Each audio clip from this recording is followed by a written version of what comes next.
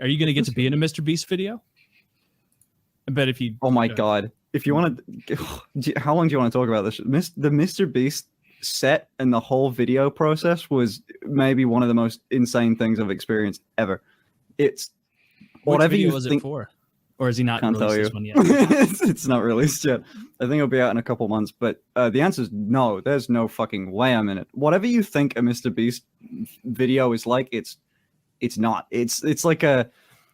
I think when I got invited to it, so Chris phoned me up one day and said like, hey, they recently came out as Trans Online, and they sort of went, hey, I kind of need... They're all from North Carolina, I think. And they essentially were like, hey, I need some sort of queer presence in my life. I need someone that understands what the fuck this is. Do you want to come on like this all expense paid trip to Japan? And I went, yeah, that sounds dope. And it's in 4 days. Like, but like, yeah, getting there I was told it was going to be like a director or two, some producers, a few cameramen, some audio guys, what you'd expect to be an on location, fly people out, film it, probably 2-3 minutes of a video. Yeah, we didn't get the amount of crew that were there and security. We didn't even see them in one place. There were at least 40 to 50 people on this thing. It's much less like a YouTube video, even at the highest end of things, and more like a movie set. I have as much chance of being in a Mr. Beast video than like the audio tech just walking onto a Marvel movie and saying, I want to be that superhero over there. Let me be in that one. That you've got no chance. You can't sneak into the crowd. You can't, dude. There's like 4 layers before you get. I spoke to Jimmy like a good bit, but like not while things were happening.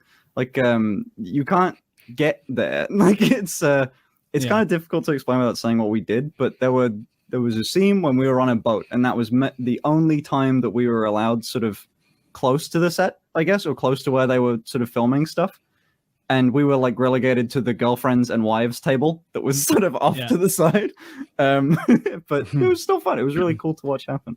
Mr. Beast was on this show, and he was telling us about some of the like logistics issues he had. I didn't even think of it. But so, for example, I think he did a video where he put 1 million obits, something like that, in somebody's yard. So this is like a little jelly bean, but when it gets wet, it swells up to like 10 times its normal size. Orbeez. Okay. And I was like, all right, so I guess I just bought 1 million Orbeez. Buying 1 million Orbeez is a thing. You can't go to Dollar General and buy them. They don't have 1 million of them, or whatever it is, 1 billion, some giant number. You can't go to all the Dollar Generals in town. You can't go to Walmart. You have to contact Orbeez and have them produce 1 million outside of their normal supply chain.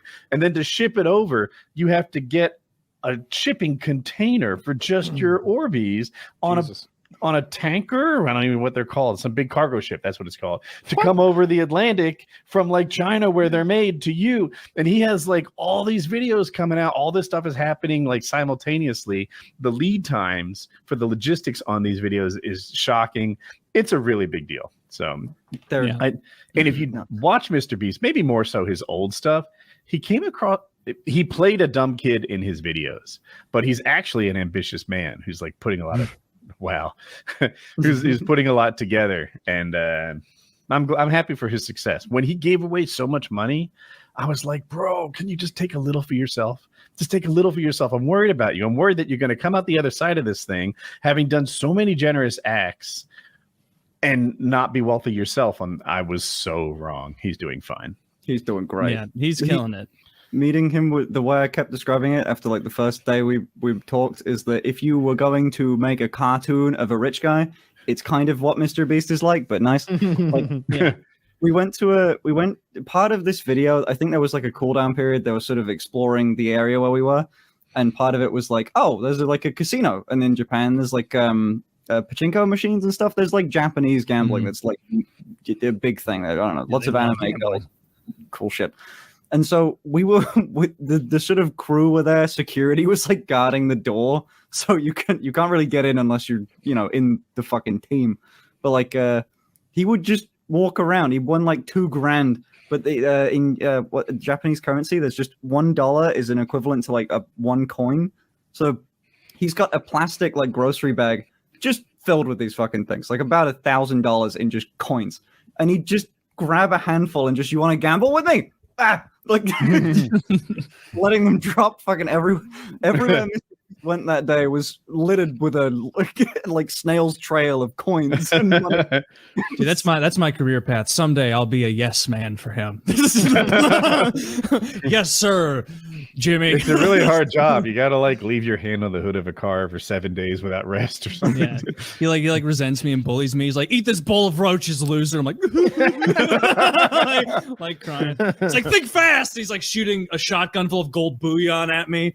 Like, oh, you got gold in your chest. You should